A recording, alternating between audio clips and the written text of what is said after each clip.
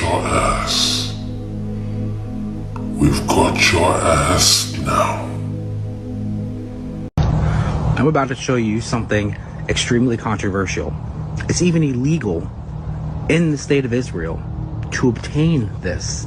And if you do obtain it, it's illegal to show it and or talk about it. Ladies and gentlemen, my DNA. Now, I bet you thought it was going to be a lot crazier than that, right? Now, you might ask yourself, why is it illegal to obtain this in the state of Israel?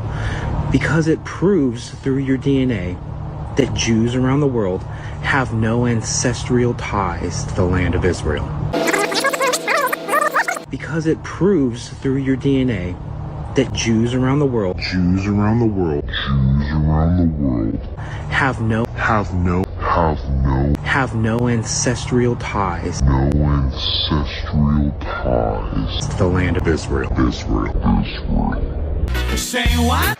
He said it so funny, I want to hear it again. I said, We Jews have been in the land of Israel since the times of biblical Joshua. Who is we? No, really, who is we? You live in Israel, so I don't expect you to be able to provide genetic or ancestral receipts for your claims about us Jews, because those kinds of receipts are illegal in Israel without a court order and other special permissions. The Jerusalem Post explains, such a thing cannot exist as kits sold directly to the public, going on to say that they have possible effects on subjects and their families. Furthermore, the national implications of these tests could hold or affect, nice grammar Jerusalem Post, could hold or affect with Israel being a government-recognized Jewish state. Don't you just love when they say the quiet parts out loud?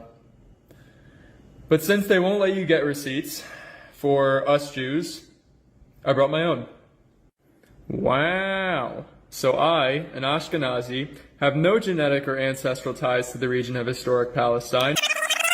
I, an Ashkenazi, have no Genetic or ancestral ties to the region of historic Palestine. and yet Israel still claims it's my homeland, which I could move to and become a citizen of under the ironically named Law of Return. Have you heard of the Khuzalim? Yeah, that's us. That's me, actually. Okay, so what is your... this is a question that comes from outside of Israel. What is your opinion about the theory that Ashkenazim came from Khuzalim? It seems relevant. It's quite obvious that white Jewish people, Ashkenazim from Europe, are not genetically, as much as I can tell, I'm not an expert, but they don't look the same like Arab Jews, people that came from Arab countries, and Ethiopians. I don't think there's a lot of, there may be some genetic relations, but there's a lot of genetic differences, and any theory that says that we're not genetically come from the same ancestors makes sense to me. Hey, bro, come on now, dog. Come on, man. Ashkenaz is one of the Gentile nations. Now, 80 to 85% of today's so-called Jewry, those who claim to be Jews in the world today, 80 to 85% of them are what is known as Ashkenazi Jews. And an Ashkenazi Jew is so named because he primarily descends from this guy in the Bible named Ashkenaz, which is clearly listed as one of the Gentile nations. Now, the reason for this is that there was a nation of people who were Europeans, white people, known as the Khazars. And in the 8th century after Christ, the whole nation of the Khazars turned unto Judaism. They converted to the religion of Judaism. Of course, it was a false, Christ-rejecting religion.